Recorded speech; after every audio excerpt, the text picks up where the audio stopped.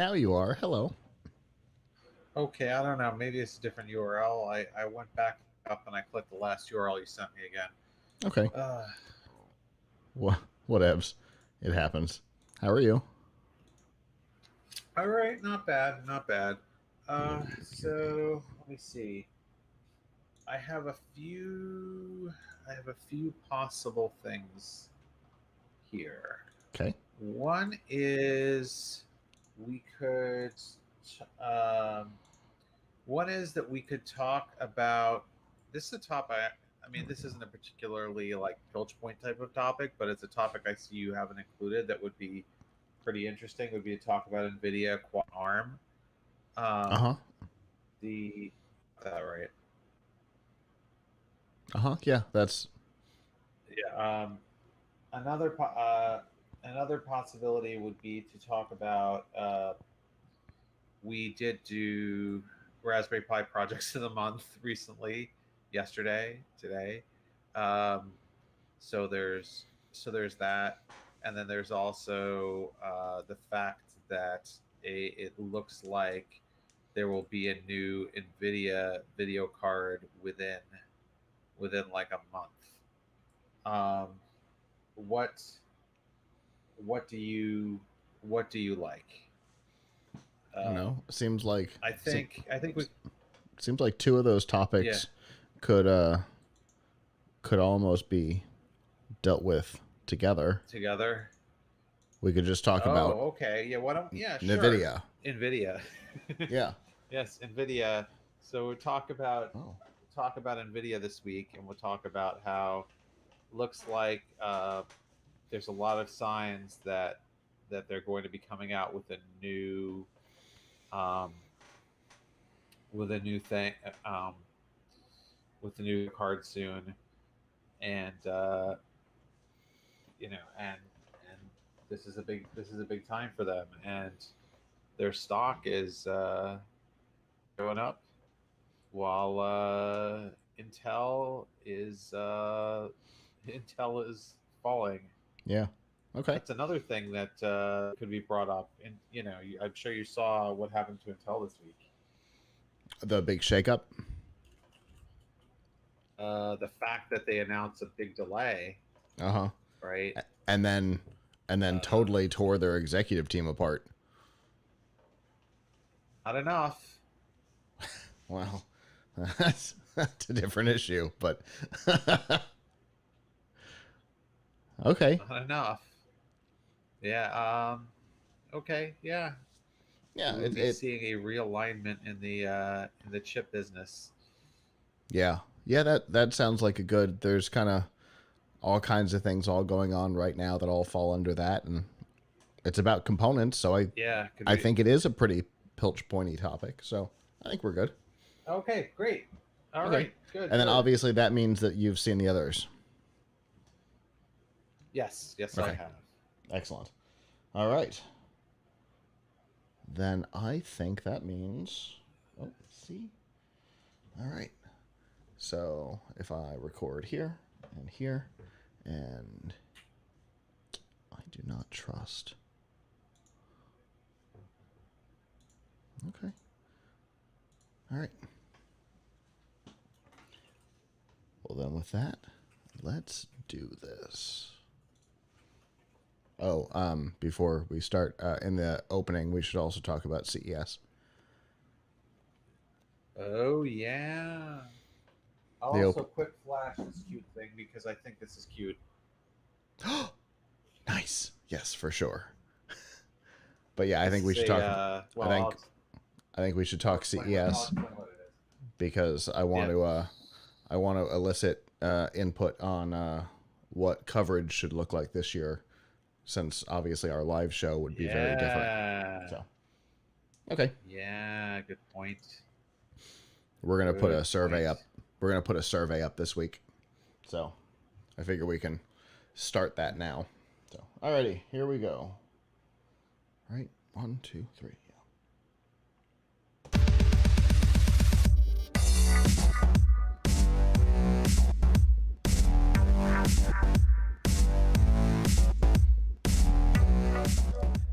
Good evening from Plunkett Studios in Largo, Florida. I'm Scott. I'm Abram.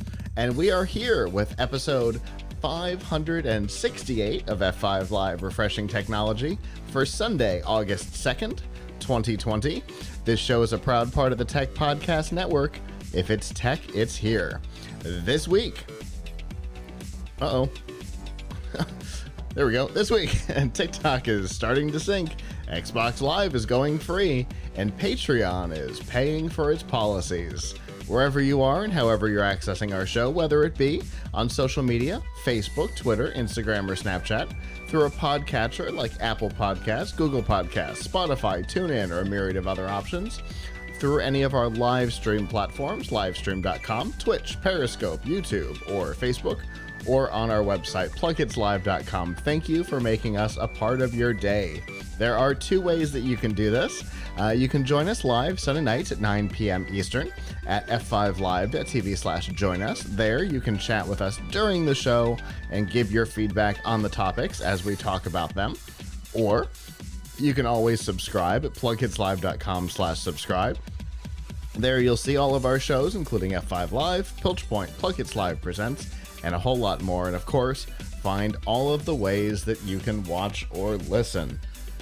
Abram, how are you doing tonight? Not bad. Not bad at all. Somewhat of a quiet weekend. But you know, always opportunities for my son and I to work on stuff. This is actually, we built this a couple of days before the weekend, I should be honest, and for work, but my son helped me. This here, well, first of all, what does this look like to you? Well, it's an NES. For those who are listening, I am showing a Lego thing that looks like an NES. Yes, it does. It is actually technically not Lego. It is Lego compatible. It is okay. It is not official brand Legos, but it is not just a Lego-like representation of an NES. I have extracted from it because I need it for other testing, but in here is supposed to go, inside is supposed to go a Raspberry Pi. This is a Raspberry Pi case. Nice. And you use it to, well, simulate what it's like to play on an NES in buildable format. Nice. This is called the Retro Brick. And I thought it was kind of cute, so I thought I'd show everyone who's watching. This is this set. I think it's like under $30. There's 307 pieces. It took us like an hour and a half to build. So if you're building yourself a retro system out of a Raspberry Pi, mind you, this only works with the Raspberry Pi 3 and 2, not with the latest, with the 4. Although I guess if you took a few bricks out, unofficially, if you took a few of the side bricks out, you could probably fit the 4, but it's not a quarter, you know, with the full instructions, it's not exactly, slightly doesn't fit a 4. But anyway, it was it's not a supported it's not a supported usage. It's not supported usage, although since these are Lego bricks or Lego-like bricks, you just remove a couple of extra bricks and you probably would fit. But it's not easy to take your system in and out of this. You have to kind of take it apart a little bit to get something out. Gotcha. So that's a negative. You can't get to your micro SD card without taking it out. So that's a negative. But it's cute. So, it is. You know, cute. Even if you were cute is fun. Even if you were to never put the Raspberry Pi in there, it's kind of cool looking just on its own. Right. I took it out and rebuilt the top of it, so I'll have it because I had to use the Pi that I was using for this to test other cases. Sure. Because I'm testing some others now that aren't as cute. But I have to say that if you were, let's say, making a gift for someone, which, you know, makes a lovely gift, you install RetroPie, the leading emulation software on an SD card. You buy them. You buy a Raspberry Pi, you put it in here. You know, it'd be a lovely, lovely little retro gift for someone. So, for sure. It's just my 2 cents. It's the kind of thing that I would love to get. August. It's the kind of thing that I would love to get. So yeah. I'm totally with you. That's as somebody who has in the office right now has several actual working NESs. It's the those are the kind of thing that like I get Yep. excited about. So it's Yep. definitely a win. Well, before we get into the news tonight, we have a topic that we need to talk about, and that is what CES 2021 is going to look like. We learned this week that it's going all digital, which is not a surprise. You and I have talked about the likelihood and kind of our hopes that it would go that way, so that we wouldn't have to make the decision. Yeah.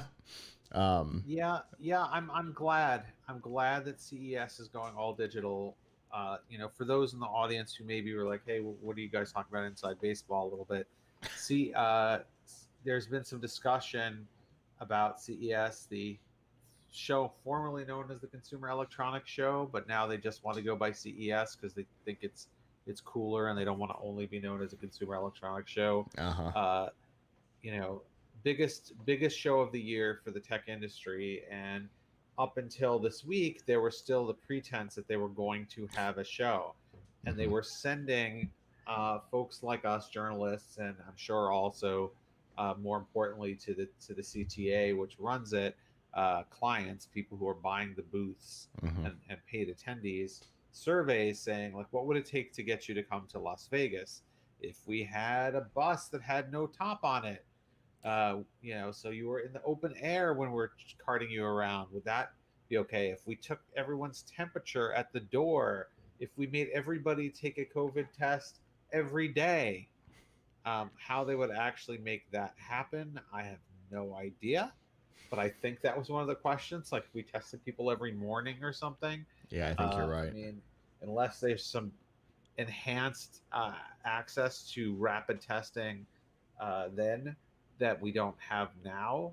I mean, I understand that like at the White House they have 15-minute testing, but for however many tens of thousands of people attending CES every Right. day, Right. um, good luck with that. 100, So I thought, 122,000 last year for 2020, I yeah, think.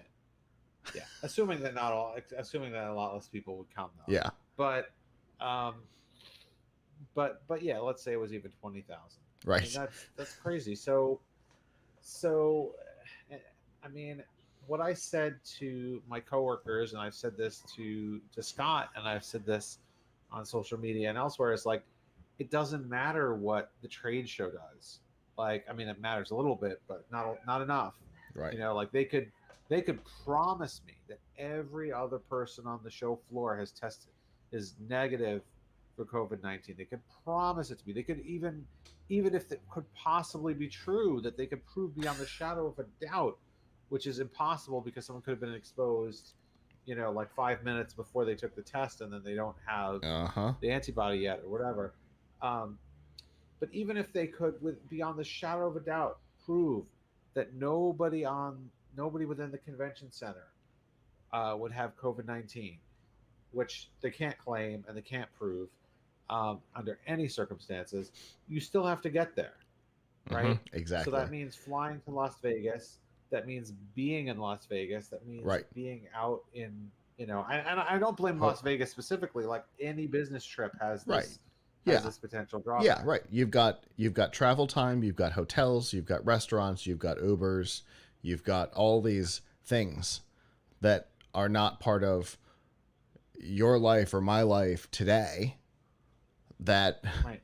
that would be It's a insane. And then on top of it, you know, I can guarantee for me, I can guarantee if it had happened that the CTA would have put some serious rules on top of what my studio could do, right? With social distancing right. and stuff.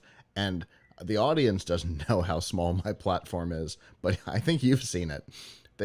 It's not a lot Yeah. of space to try I and mean, to I try and mean, do our studio and have a distance between the hosts and the guests. Oh my, wouldn't be possible.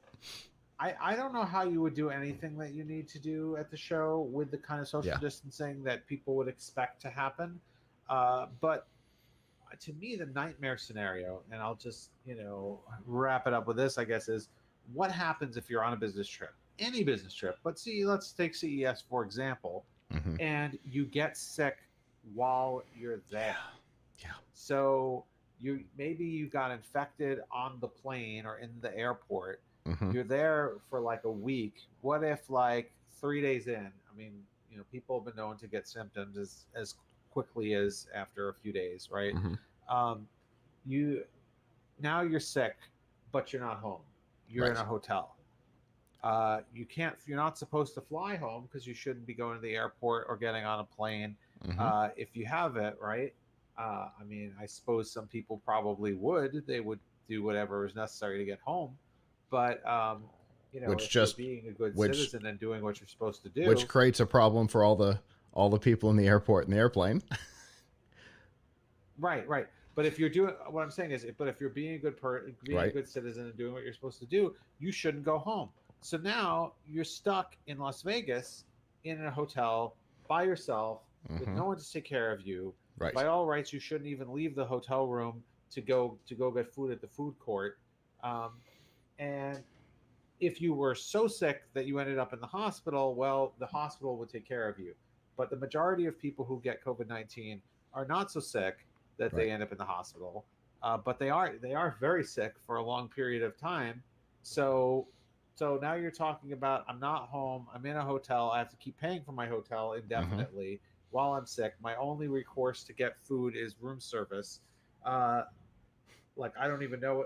And what happens if I don't know. Like, what happens if I find out, like they refuse to seat me on the plane because they think I might be sick, even though I don't know it. Now I have to go. Like, what if Yep. the hotel Yeah. does? What if I can't afford to stay in the hotel? Like you're stranded in the middle of no. Like, what if you're stranded in the Yeah. away from home and you're sick? To me, that's the biggest nightmare that I could. One of the biggest nightmares I could possibly imagine. Yeah. Because I can tell you, my mother during CES this year was sick, and she had an entire support group around her, and it was still weird because she was sick in the wrong place, you know. And I mean, we have all the benefits of staying in a condo and having 8 people living with us, and so there's a support group. We're living in a regular home. We've got a CVS on the corner. There's all those things, and it was still weird because she's in the Right. wrong place. So Right. if you take all of those amenities away, the condo, literally the CVS on the corner. Thank God for that, by the way. Uh, the support group, that you take all of that away. Oh, Yes. it's So no who good. like and who's gonna? I mean, there's nothing that they could do that would make it for certain that wouldn't happen. And Yeah, I just exactly. like I being sick here is bad enough, and possible and with a Yeah. disease that by the way often leaves permanent damage. Mm-hmm. But being sick, being incredibly sick on your own with no one to take care of you in a It's hotel no, with no it's end in no good. sight. No good. So with that, with CES going all digital this year, obviously that's going to make our coverage different. The TPN coverage obviously is different than the Tom's Hardware coverage, but this is still going to change what it looks like for both of us because Yep. you're not going to be able to walk around the show floor and do videos or go to suites and see things ahead of time. We're not going to be able to have guests come up to our studio and do interviews. So here's what we want to know from our fans with an all digital conference. What kind of coverage can we provide for you guys that would be informative? There's going to be digital press conferences, as you would expect from an event like this. There's also going to be, and we don't have a whole lot of detail on this, but some sort of a digital show floor. Again, don't know what that means yet, but at some point, hopefully, we will. But what can we create with? Because the thing that we always talk about with CES is our access is different. Even if you could get into the show floor, our access is different than yours would be. So using our access to the show, to the exhibitors, to the press conferences and stuff, what can we do to bring news to you? What kind of format would make sense? So find us on social media.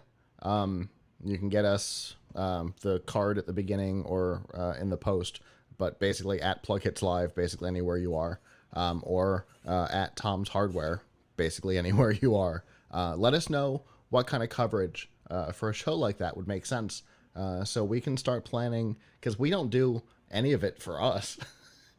We don't go out there Right. and cover I this mean, stuff for us. We do it for our viewers. So I was talking about this with a colleague this week, and there's no question that the quality of coverage is going to suffer a great deal sure. for everybody. It has to, because the coolest stuff that happens, and obviously I'm looking at this as a journalist, um, is when you find this little scoop that Mm-hmm. you weren't supposed to find, right? Maybe there Yes. was something on display in a booth that it was a product, but it wasn't mentioned in the press release. But here it is in the booth, Yeah. and maybe it wasn't even supposed to be there. Maybe it was a mistake, or Or somebody, you talk to you somebody find some small privately and you get company, some information. that nobody's ever heard of. My best example of cool stuff coming out of CES was Benji Locke. Meeting Robbie before anybody else knew who he was. Right. That happens because you're there physically. Mm-hmm. That will not just won't Yeah. happen digitally. It everyone will see the same press materials, everyone will get the same pictures, Mm-hmm. everybody will get the same information. Right. So I think it will be very difficult for anyone to stand out. Right. Which is the reason why I'm curious what we can do for our viewers, Yeah. for our listeners, for our readers. What can we do that would make the coverage interesting for you? Because there are going to be all kinds of restrictions, all kinds of limitations put on top of us because of the fact that we're not all together. So, how can we get around that for you? What can we do to take the information we have and make it more interesting for our listeners, our viewers, our readers? So definitely let us know, because we've got a couple of months to start planning what it will look like. For our live show, we may do some remote stuff. We might do some press conference coverage. Who knows? It all depends on what you guys want. So that's that. Let us know what you're hoping for. But with that, let's get down to some news.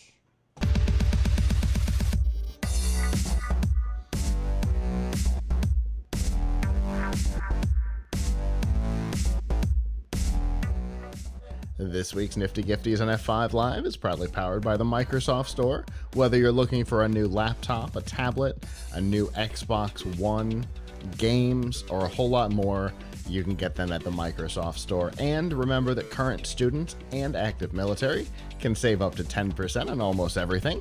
And to find all the deals that are running right now and to find out about those discounts, you can go to f5live.tv/Microsoft. All right, so we talked about this last week, and boy, have things changed. In just the last week, the future of TikTok has gone from questionable to nearly impossible, care of the growing concerns. Oh, that's interesting. If you're watching, the thing that just happened to Avram was fascinating. Anyway, the growing concerns over privacy, security, things like that with TikTok. We won't get into all the details on that. If you want that, we've written about it. We've talked about it a lot. But on Friday, coming back from an event, President Trump told reporters that he intended to put an outright ban on TikTok in the coming days. Today, Secretary of State Pompeo said that it's coming in the next, I believe the quote was, in the coming days, which probably means Monday or Tuesday. And that comes at the same time, because last week we talked about the different ways that the parent company ByteDance was trying to deal with this impending doomsday scenario. And one of them was by selling the brand to an American company. Several American companies have been in discussion, but apparently the front runner has been Microsoft, which is an interesting move, though. If they were to deal with it the same way they did with LinkedIn, it might actually work. But the idea of selling to an American company in an attempt to appease the U.S. government comes at a weird time, as four of the big tech companies were all hauled in front of the U.S. government to account for their behaviors. So selling to an American company is far from a guarantee that the government will be like, oh, well, yeah, well, now we're fine. And to in evidence of that is that Trump said that he would not support a deal with Microsoft. So that puts the company in a really dangerous place. It does. I mean, here's the thing, though. I mean, when you say does it appease the government, there's no the government, right? There's Congress, and then there's the executive branch, and then there's the Senate, and they have different requirements, True. different interests, right? So, and then you have the FTC, you have the FTC, you have the FCC, you've got other communication stuff involved. Right. So this is one of those situations where it's not 100% clear where the line between security and politics, is drawn, right? Like how much of this is security and how much of it is TikTok. Has a lot of people on TikTok have done things that have kind of irked the president a little bit, like the people who were doing getting the tickets for the Tulsa rally that didn't show up. A bunch of teenagers doing that. That was all done through TikTok. Yeah. There have been a lot of unflattering parody. There's been some unflattering parodies of the president on TikTok. So, keep in mind that sometimes when a social network does stuff that the executive branch currently doesn't like, they talk about regulation, as happened in the case with threatening to remove the safe harbor because of Twitter putting just what would you call it, warnings, disclaimers on Trump tweets. So one would think that turning over the business to Microsoft should solve any legitimate concerns about information being shared with the Chinese government. So I know that the ACLU is actually trying to stop TikTok from trying to stop the government from banning TikTok on the premise that it's banning a form of speech. And obviously, as I believe you said, well, there are other ways to communicate out there besides TikTok, but it is a little bit chilling that you could have a branch of the government decide that, like, a social media site, we don't like the conversation going on there, so we're gonna cut it. I feel like a lot of these security decisions that are being made, not just with TikTok but with Huawei, I think that the government really needs to put up or shut up, right? Like, if there really is a security problem, then they need to provide some evidence of that to the world or to the American people, rather than vaguely saying that something is a security threat, because or at least this is interfering with the business, or at least to because it's if it's a true security threat, they may not be able to release what that security threat is to the people, but at least to the other branches, right? That's the whole checks and balances thing, right? So just because the executive branch says there's a security threat, well, let's let's give it to let's get the Security Council together in the Senate. I mean, Let's let's discuss it there and let the branches there talk ought together. But a lot of it, yeah, a lot of it could probably be disclosed. But in fairness, there is the possibility that something couldn't be disclosed. Just wanted to put that out there. yeah, I'm sure they can't disclose every secret method or whatever, but don't expect.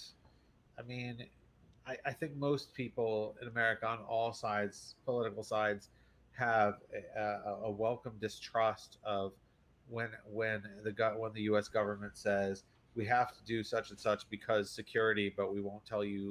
won't tell you any more than that. Like Yeah. that's that has a rich history of being an excuse. So I think Especially since, before especially people following the Patriot Act. right. So I think people, being banned from using a product like Huawei or a service like TikTok, uh, I think we deserve more information, more transparency about why that would happen. Because I mean, I don't think America wants its businesses being summarily banned uh, in other countries because security Uh huh. without some type of explanation. It's true. So you know, I don't think this is a good practice. But if security is a real concern, then then offloading it to a U.S. partner should be sufficient. Uh, should, should be sufficient to address the concern. And if it's At least, not, at least after some sort of a transition then why are time. we here? At least after some sort Yeah, of a transition time, because there's going to be, there's going to be technology transitions and stuff like that. So there'd be a period of time where it may not be solved. But yes, the end result of Microsoft taking over should theoretically be a solution to the concern. The Chinese government no longer I mean, owns the product because ByteDance is technically a government corporation. So it Microsoft taking over should alleviate that problem. So the concern yeah, over the I wouldn't support a Microsoft takeover, uh, that's a little worrying. yeah. Also, doesn't the government already have huge contracts with Azure? Isn't there a Oh, huge defense contract with Azure? oh, absolutely there is. So are we saying we Microsoft, can't trust Microsoft now? right? Exactly. Yeah, it is all very strange. Because uh, uh, obviously the government, the military, trusts Microsoft, or Jedi wouldn't have been awarded to them. Uh, so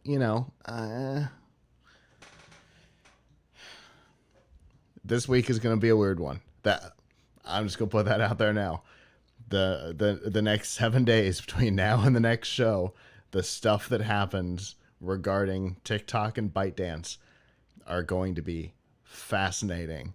And as much as I'm kind of tired of the topic, there is almost a 0% chance that we will not be revisiting this again next Sunday.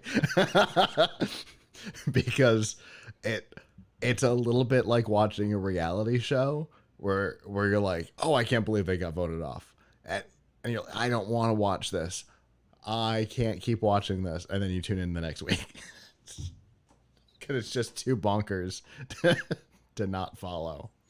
And there's a lot of precedents uh, potentially being set here because there's a very different situation. Yes, the Huawei thing is uh, intense, but it's different when you're talking about preventing 8 telecoms from making purchases versus every consumer in the US being banned from a product or service. It's a they're different conversations. And so this could be a big move, set a potentially scary precedent, or if they can back up the security thing, a potentially like strong precedent. So it'll be interesting to see how this week goes. Like I said, there is almost no chance we won't be back here next Sunday. So I guess watch for updates.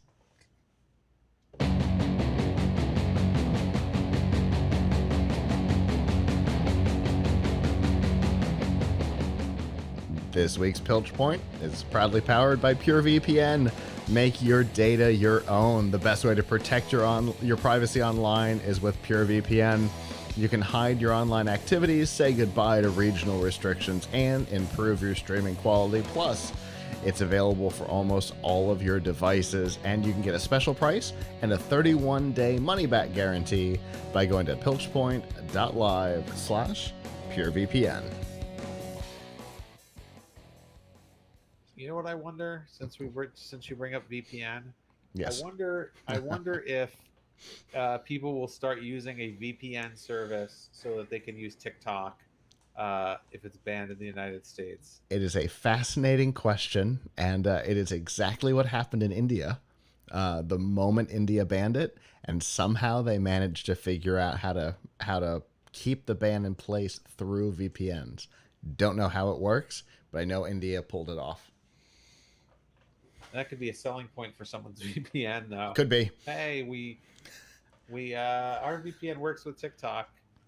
Um, If it's an interesting point, and if it gets banned this week, the first thing I'll do is test to see if I can get around it with PureVPN, because I personally have an account. So yeah, that could be a selling point. So this week there were just a lot I wanted to talk about. There's a lot of action going on in the chip world, particularly around Nvidia being really ascendant. AMD also doing pretty well, and Intel having to disclose a major delay and disappointment. Since our show logo is green, we'll talk about Nvidia a bit more. Also, because Nvidia has a lot going on. So one thing that is going on is Nvidia is really on the cusp, and we have a story about this on tomshardware.com. Really on the cusp of coming out with its new graphics card. They haven't announced their new Ampere graphics cards yet, what we believe will be called the RTX 3080, but they've stopped selling some of the major last gen cards, and people are having a hard time getting them, which leads us to believe that we will see that new cards could be coming with should be coming within the next month. Now we don't know this for a fact, but when a company starts uh, cutting off supply of an older flagship product, that means a new one is probably in the pipeline. especially So especially when you're talking about video cards, which right now have been in a slightly higher demand anyway. So to cut that supply off now lends even more credence to that concept. right, so prices are going up because there's basically a shortage of RTX 2080 and RTX 2080 super cards. Uh, so it seems like it seems like the long-awaited codename Ampere cards could be coming very soon. We believe early September, perhaps, maybe even sooner. Um, Now, that's the video card part of the NVIDIA business. But we know that NVIDIA does a lot more than video cards. NVIDIA is big in artificial intelligence. They have the Jetson platform. They are doing a lot. They're doing a lot of different things. And this week, there's big rumors that NVIDIA could be buying ARM from SoftBank. That would be an earthquake in the tech space, in the chip market. Because for those who don't know, ARM doesn't make any processors, but they license the technology behind pretty much every mobile processor that exists. and so many other things, right? So there's ARM-based processors in every single phone. Apple is now moving to ARM-based processors for its PCs. We see we see them going into Internet of Things, into ARM processors, or in some servers. So ARM is becoming is not becoming. ARM has been huge, but ARM doesn't make anything. ARM comes out with the IP, and then they license it to companies like Qualcomm, Apple, Nvidia, smaller name companies like MediaTek and Allwinner, and a slew of different companies, many Chinese companies too, by the way. And then those companies take this IP and then they turn it into their own thing, their own chips.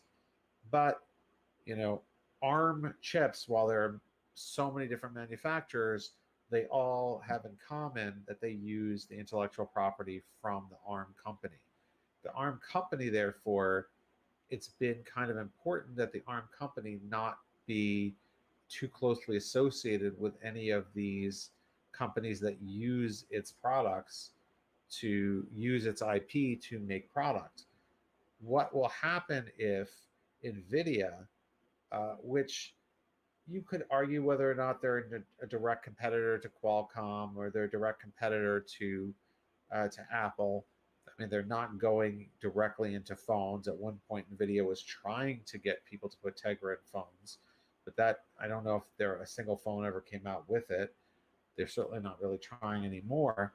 But to have a single company own the license to the technology suggests that there's a possibility that companies would look elsewhere, and we would see other forms of processor pop up if Nvidia takes control of ARM, or at the very least, for the time being, companies that are maybe not totally directly competing with Nvidia, but quite possibly. I mean, I think Qualcomm wants to get into AI and things like that. Qualcomm, would have to license their tech from Nvidia. So, Apple, which does not use Nvidia cards in its computers, would now have to do business with Nvidia in order to make its Bionic chips. So that's kind of an earthquake, giving them control over this. It's almost like what would happen if HP or Dell bought Microsoft, bought Windows, right? Would How would the other companies feel about buying the operating system from their competitor? So, This might be granted, the worst time ever for Intel to have retired their mobile division. right? Now, I mean, I don't know what would pop up in its place, in ARM's place. Risk V, maybe. I don't know. Maybe everyone will just be happy and hope that Nvidia doesn't use the competitive advantage of having ARM if they successfully complete this merger. Um, but they don't use the competitive advantage of ARM to strong arm their competitors, because it would definitely put them in a really strong position. Nvidia maybe could then go and try and get into more ARM markets, because if they own ARM, there certainly would be a lot of synergy there for them. So who knows? But it definitely would be a big change. I don't know exactly what Qualcomm and Apple are thinking. Maybe they think this is because maybe they don't view Nvidia as a huge competitor to them. But it definitely could be a concern for those companies, and what the future of ARM might be if they buy it. So that's something to keep in mind. Now, at the same time, what are we seeing going on in the x86 world, where AMD and Intel play? Intel announced this week that expect a huge delay to their 7 nanometer CPUs. Uh, AMD has been on 7 nanometer already for a year, we won't see 7 nanometer from Intel until I think at least 2022. Well, that's not great. And their 10 nanometer desktop chips, I think we're also not going to see for a while. So what we've got here is Intel basically admitting, hey, we're dropping the ball. We're seeing more delays. Some heads have rolled there. Their stock price, at least at one point, dipped by I think 18%, and AMD's shot up.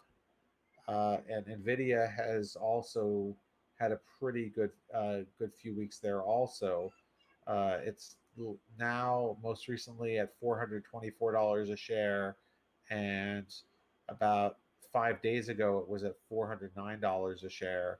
So it has been going up. So you know, this is obviously not a good time for Intel, and it is a very interesting time for the world of ARM. And AMD continues to really be ascendant, but it looks like Nvidia is also ascendant. You look at this, wow! Someone should have invested in Nvidia. So in February, Nvidia was $240 a share. Okay, on Friday it was 424. So the stock price has nearly doubled in 6 months. That that's pretty impressive, right? And if they buy ARM, holy cow! Yeah, you won't Can't blame them for wanting to. for sure. But the thing obviously that we'll have to remember there is that they will still have to deal with the EU, who will not be happy about that possibility. And all they'll need is for either Qualcomm or Apple to go, hey, but and the EU will get in the way hard. But of course, they've already considered that. We we wouldn't be this far along into the conversations where there's talk of interest if they hadn't already had conversations about that. So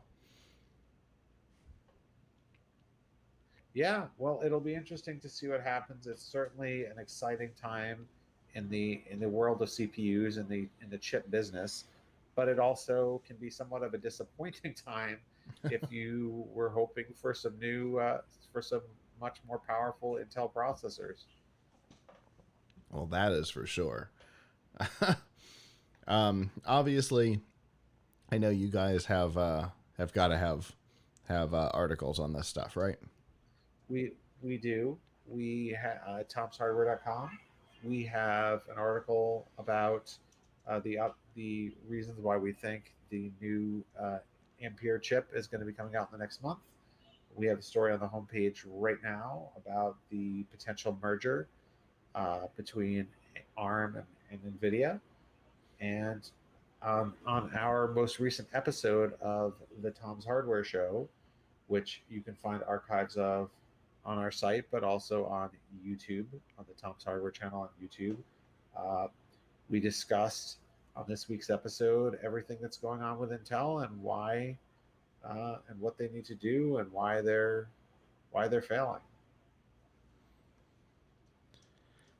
Well, you mentioned stock price. I am looking at the year over year right now, and almost exactly a year ago, Nvidia stock price was at its lowest, at 148.77 on August 15th, and the 31st it was at its highest, 424.59. So, what a difference a year makes. Basically, triple the stock Wow, price. we should have bought Nvidia. Certainly more than I have. I've got a little bit, but not not enough to matter. Oh my goodness. Anyway, that's disappointing.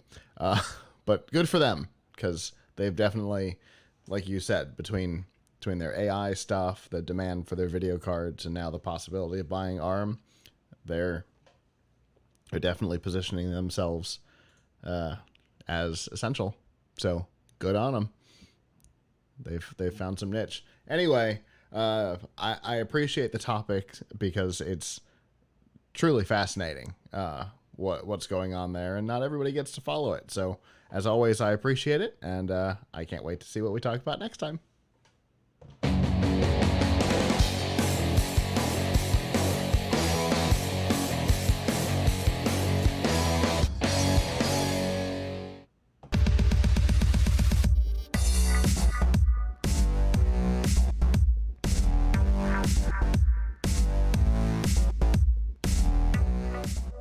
This week's Extra Life on F5 Live is proudly powered by Razer.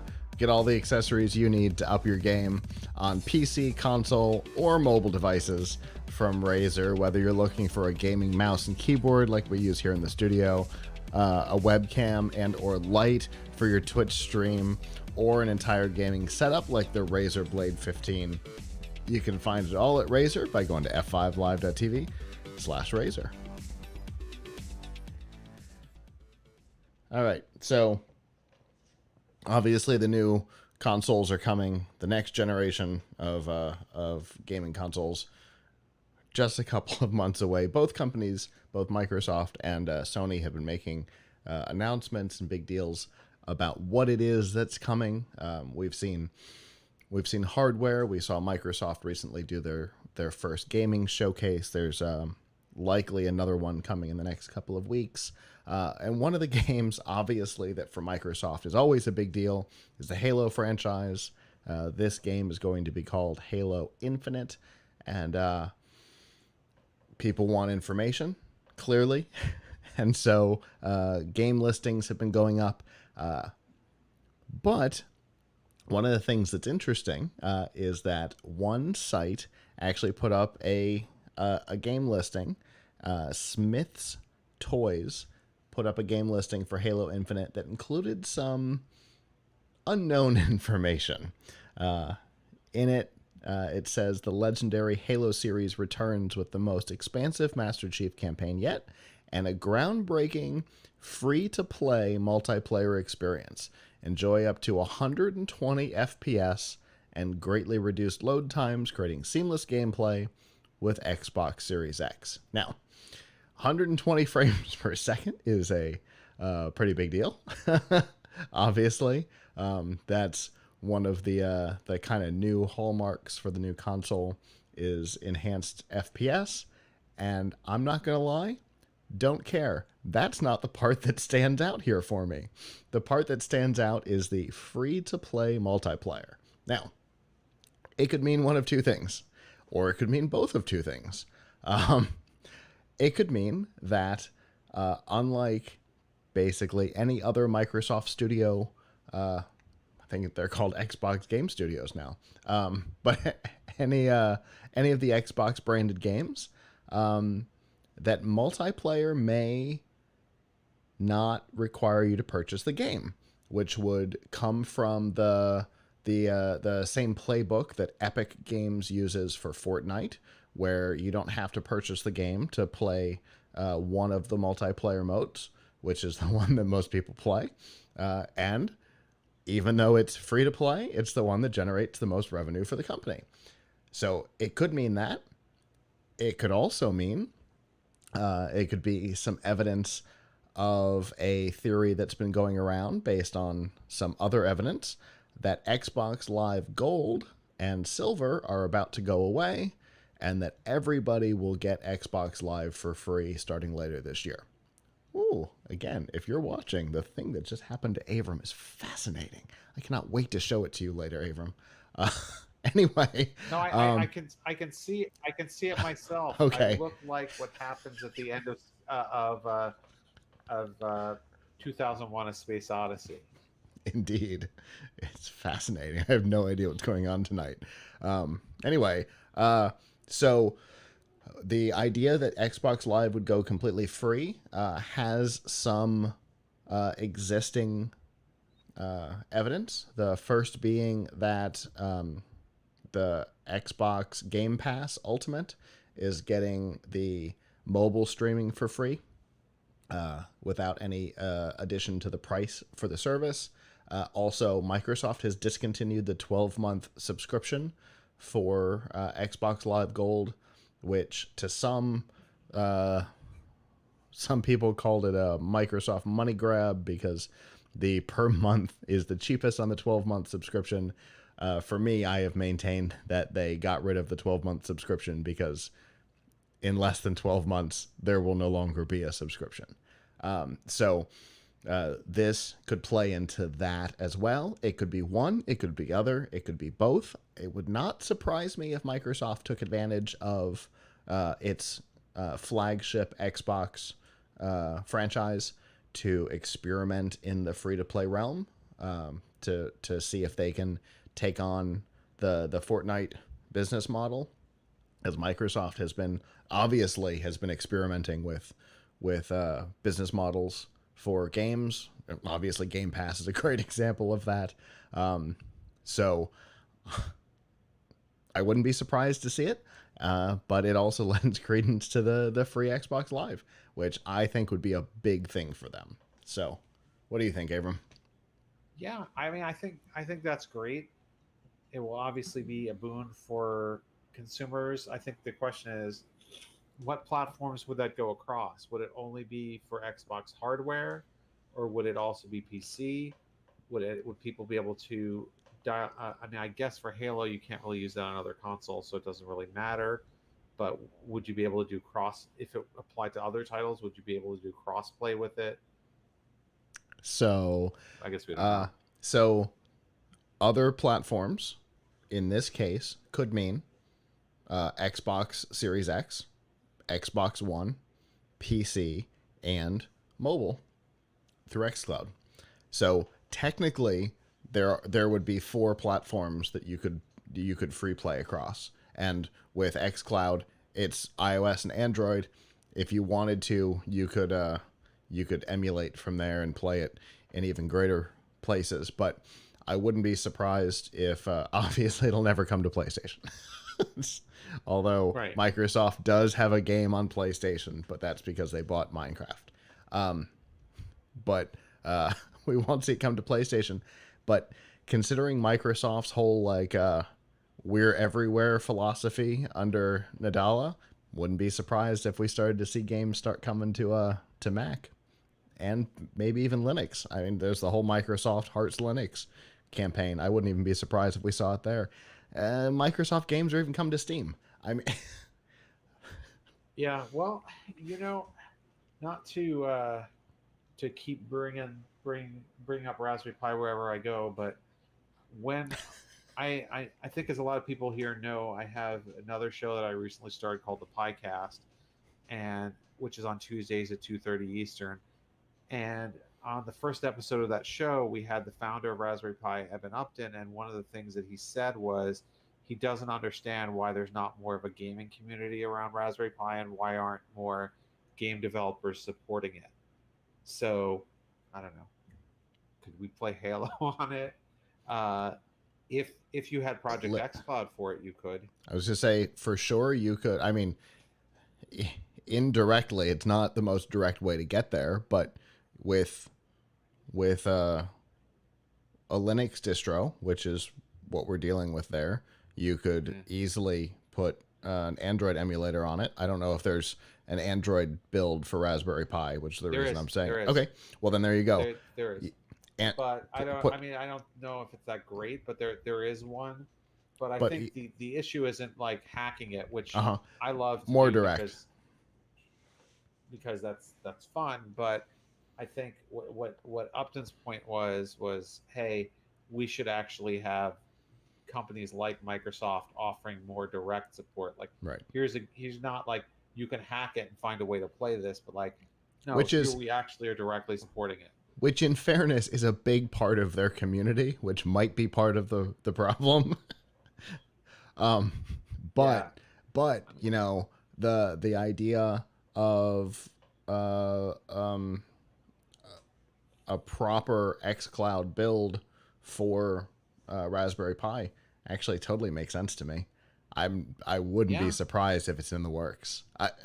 Just knowing the whole Microsoft we're everywhere philosophy right now, I wouldn't be shocked if there's not somebody within Microsoft, even in their off time in the garage, building an xCloud build for Raspberry Pi. Yeah, I mean, hopefully they are, because there's, Microsoft's point that we've talked to many times on the show is that they are not trying to do lock in Hmm. with their platform as much as they used to. They really want people to just use the software and use the services. Wherever you are, it's kind of the philosophy. If you're already there, so are we. So if they hear enough of it, I bet they'll start leaning that direction naturally. So, but a free Xbox Live would be a big deal. A Fortnite style free to play multiplayer experience would be a big deal. I have a feeling that there's going to be a little bit of both coming out of this.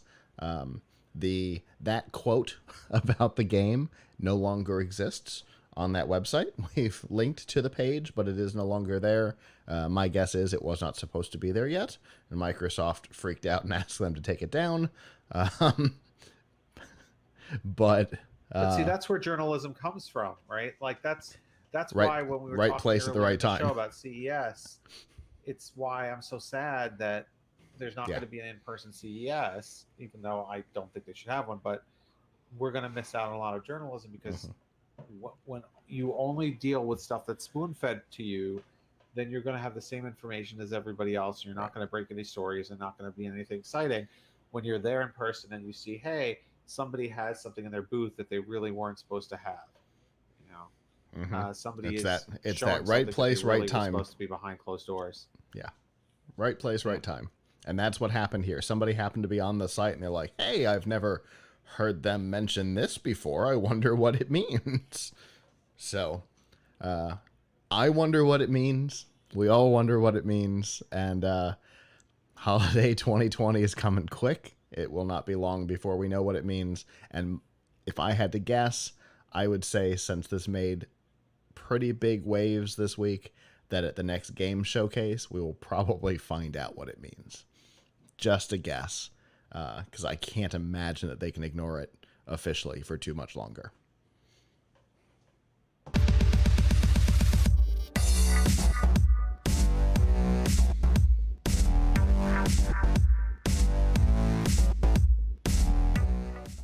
This week's news from the tubes on F5 Live is proudly powered by RiffTrax. Mike Nelson, Bill Corbett, and Kevin Murphy, the former stars of Mystery Science Theater 3000, are back and doing what they do best, creating commentaries for Hollywood blockbusters and B-movie oddities. It's like watching a movie with your funniest friends. And to find out about the full-length features, the short films, and the live events, like the Stranger Things Episode 1, you can find all of that by going to f5live.tv/rifftracks with an X. All right. Another week, another bit of information about the Twitter hack. This one is interesting to me in particular because it involves our area here. Two big pieces of information came out this week. The first coming from Twitter about how it happened, because obviously the how has been very important to help prevent it from happening at Twitter and other companies in the future. It turns out the how comes through what they call a sophisticated spear phishing attack, which essentially involves using social engineering to trick people inside the company and very specific people inside the company, hence the spear versus just a general phishing attack, into giving up access that they should not. The first round, they contacted whoever they could get a hold of. They got them inside of the company's network so that they could research policies and procedures, so they could figure out who to go after in the second round, so that they could get credentials to use the internal tools. And from there, they were able to, as we all know, tweet from some pretty high profile accounts and also access the DMs of 30 something accounts. So the thing to learn here is if somebody calls you or messages you saying that they work for your company, they don't. Never give your credentials to anybody, even if they say they work 2 cubicles down. That doesn't matter who it is. Don't give your information up.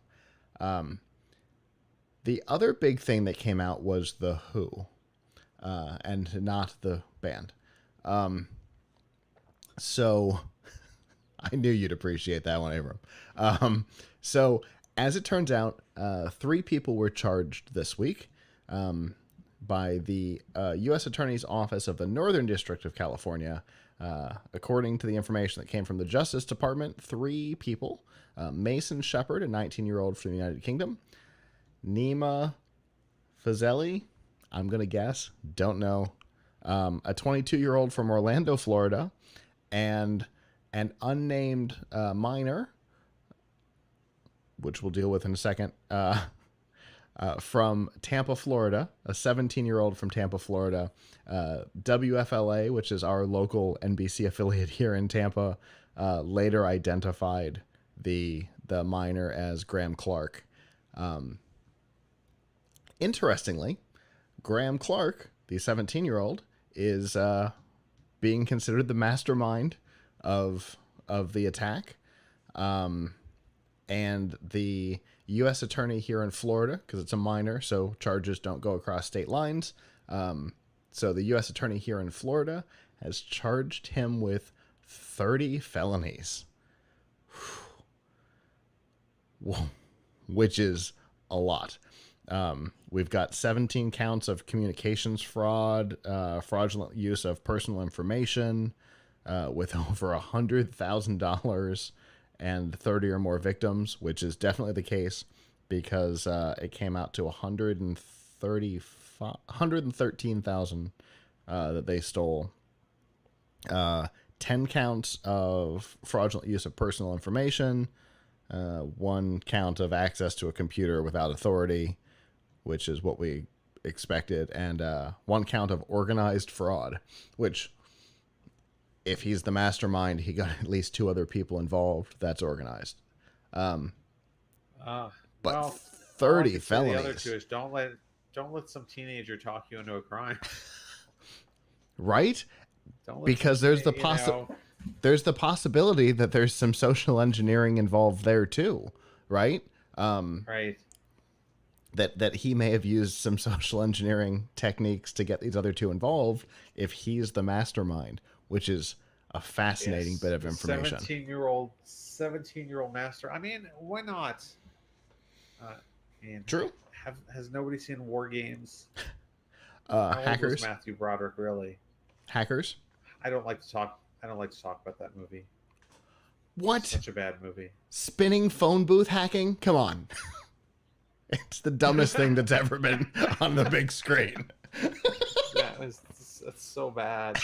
But anyway. I love to talk about that movie because it's so bad. That movie was so bad that, like, I was at NYU when they came out with Hackers, and parts of it I think show NYU, and I was watching it in the movie theater there, and like the most realistic hacking was people coughing. It was really they show some kind of like 3D animation, and Angelina Jolie like hits 3 keys and she hacks into the nuclear codes or something. It's like unbelievable. Hack the Gibson, sir. The terrible hacking there. Hack the Gibson. Yeah. I've seen the movie so many times. I have it on DVD.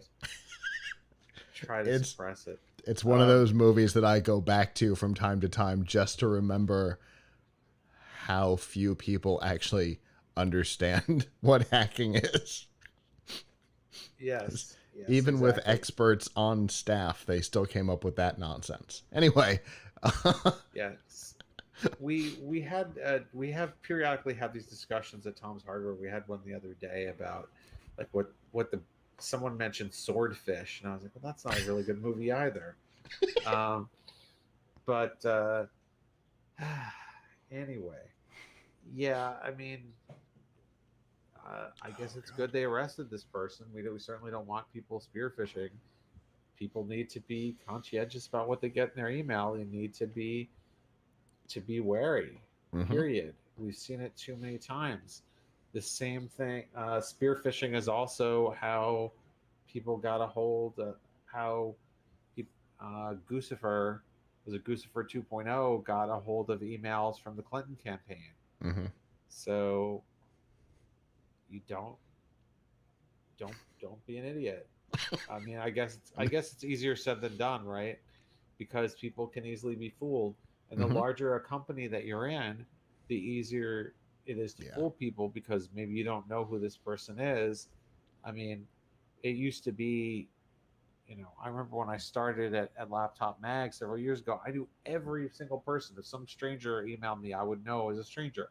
Now we have so many Yeah. different people getting hired in my company that I get mail from someone, maybe even someone who's worked there a long time.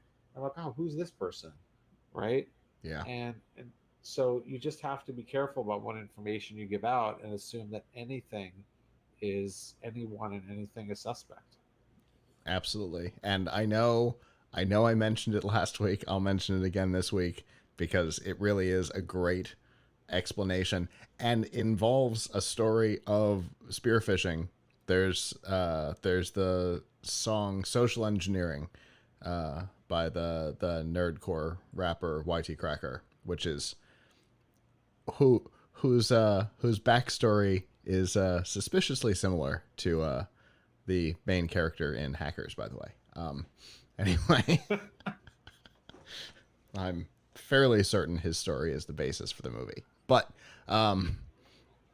anyway, the song explains spearfishing and probably exactly what happened here, the process that they went through to figure out who to say they were, who to target within the company once you got the policies down.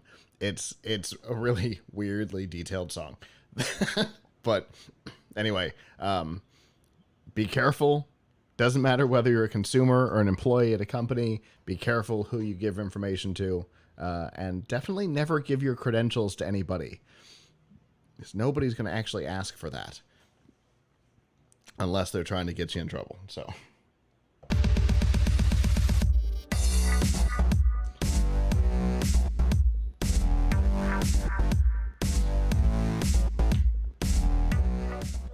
This week's DRM Not Included in F5 Live is proudly powered by Amazon Prime. We all know that Prime offers free shipping on millions of products, but that isn't all you get. In fact, for your $99, free shipping might be your least favorite feature.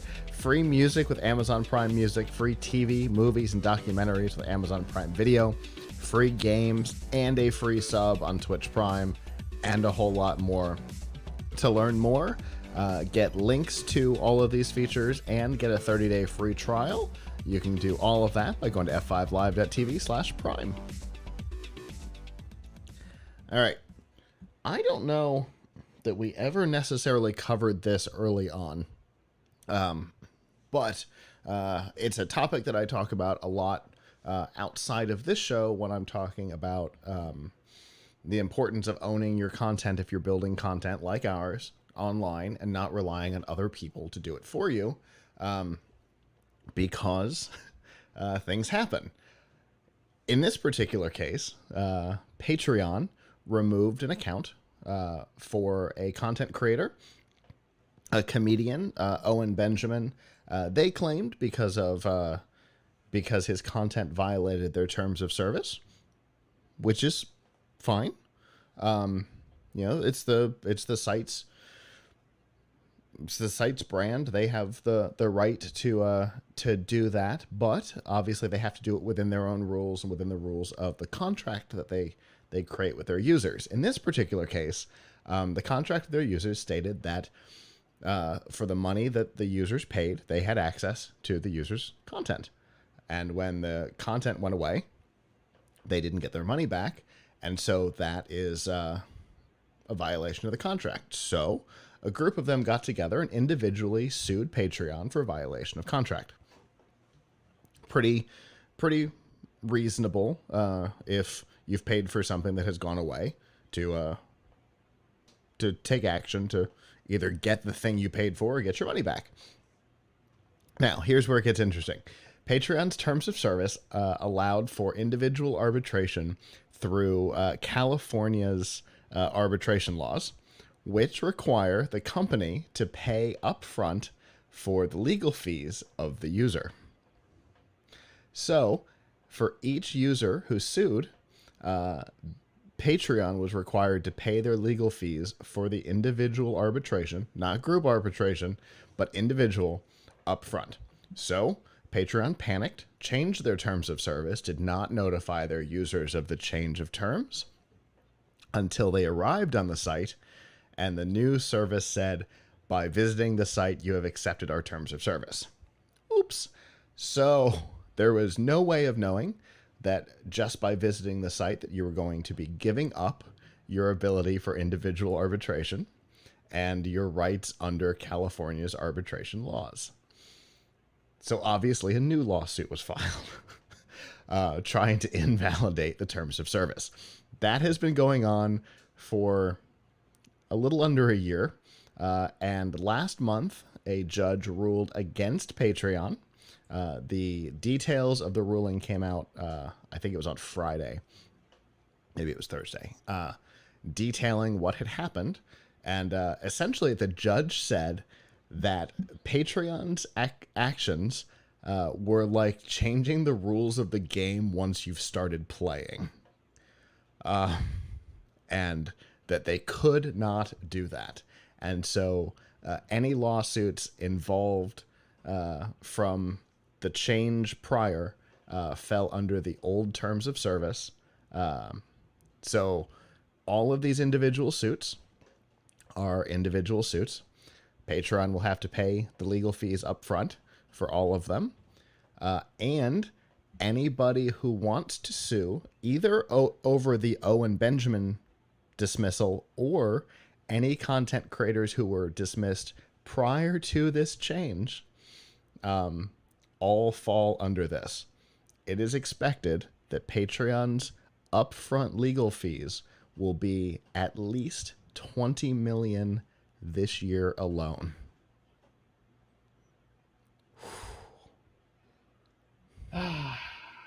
Can they not just offer everybody some their money back now? Maybe. I don't know if I don't know once the suit is filed. I don't know if that is going to deal with the legality of it, because that might be considered settling, and so the legal fees up front are still having to be paid. So it might be 20 million plus giving their money back. I don't know. But yeah, that's wow. They did not think about. So is this only people who were fans of Owen Benjamin?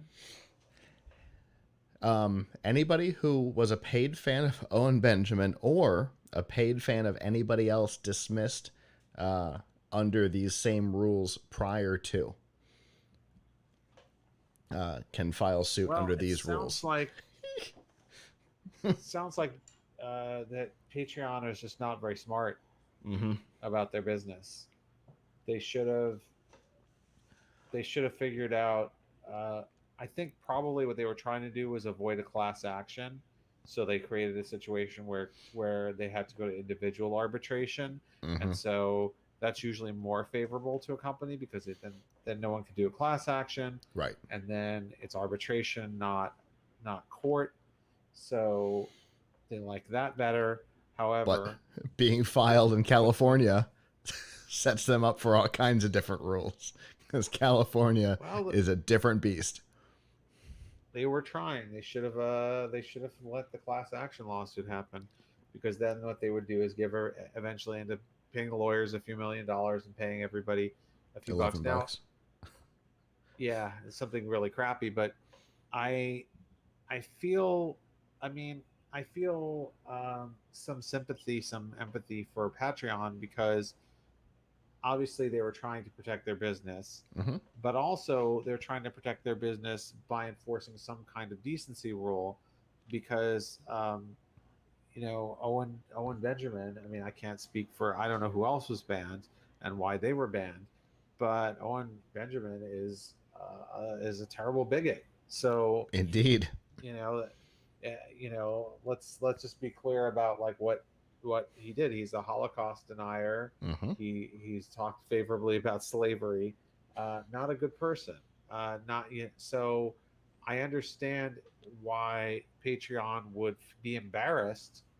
Forget whether or not they think he's a bad person and these are bad ideas and they don't want to be a part of it. It's bad publicity for their business, Sure. right? It's Especially bad publicity for especially their business. when their business model is similar to YouTube's in that, his brand is, let's say, owenbenjamin.patreon.com, just like, youtube.com/tomshardware or youtube.com/plughitslive, right? It is a sub brand to theirs versus tomshardware.com or plughitslive.com, which is just us. It's just got our names on Right. it. And so it Right. They have reflects to. directly to them because their logo's at the top of the page. Right. And they have to sell. I mean, I don't know. Does Patreon even sell ads? No, I guess they're just Mm-mm. expecting people to pay um, It's for a subscription. 100%. But it It's doesn't look 100% paid content. It's the idea is that it's uh, a you're paying for bonus the on. artist. It's a bonus on top of content. So like what we've thought about with Patreon is that we could publish CES interviews as they're edited, without text, without all the write up, without all the stuff that makes it take forever for us to publish. To Patreon, people pay $5 a month or whatever, and they get all of our stuff just raw as it happens, versus people who are getting it for free, paying whatever, getting it when it comes out, having the ads attached to it and stuff like that. So that's what it is. It's like a subscription on Twitch, where you're paying Right. to get a couple of bonus things and to support the content creator of your choice. Right. So while they could make the point that, hey, look, we're not. They could make the Facebook argument. We're not arbiters of content. Mm-hmm. We let anybody on our service, but I think they've seen that that's been very negative publicity Yeah, it has. for a lot of services, and so if they have somebody who's flagrantly bigoted on there, it's not good for their business. Sure. Forget whether they think it's a good or bad thing morally. It's not good. It's not a good look for them. Right. For sure. And the idea of discontinuing an account, like I said at the beginning, totally their choice.